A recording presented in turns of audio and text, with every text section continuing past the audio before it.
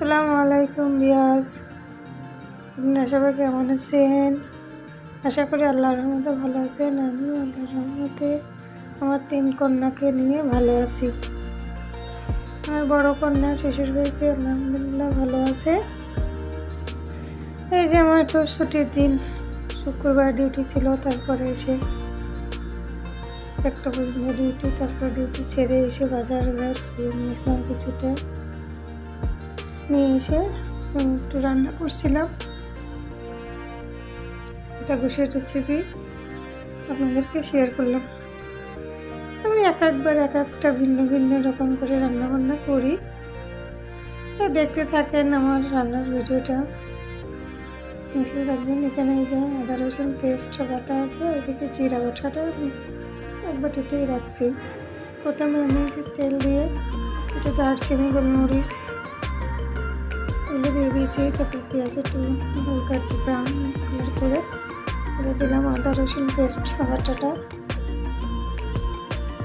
রান্না একটু ভাজা ভাজা করে তারপরে একটু লবণ দিব, লবণ দিয়ে হালকা একটু পানি দিয়ে মশলাটা ভুনে তারপর ঝালের গুঁড়া দিয়ে দিব।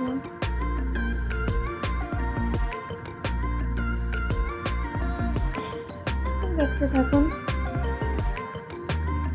এই যে শত ব্যস্ততার মাঝে চলতে হয়, রাঁধতে হয়, বাচ্চাদের খাবার খাওয়াতে হয়, নিজেরাও খেতে হয়। শুক্রবার কিনলাম বেতনে, ভিতর থেকে টাকা তুললাম, বেতন দিচ্ছে। টাকাগুলো তুলে আবার ওই সাথে ওই পাশ থেকে বাজারে গেছি, বাজার থেকে বাজার করলাম, বাচ্চাদের জন্য একটু ফল ফুল হালকা পাতলা নিয়ে আসলাম, বসে আসলাম। এসে যে রান্না টান্না করে অনেকদিন হয়েছে গরুর গোশটা বাচ্চাদের খাওয়ানো হয় না, আমার একটু খাওয়ানো হয়েছে বেশিরভাগই।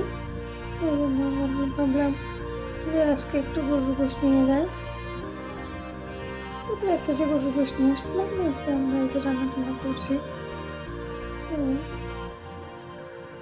শুকনো মরিচের গুঁড়া দিলাম, শুকনো জলটা গুঁড়াটাই দিই, আর জিরা এগুলো সবাই বেশিরভাগ দেখবেন আমি বেটে রান্না করি। গুঁড়া মশলাটা আমি খুবই কম দিই। মশলাটা ভুনে গোশটা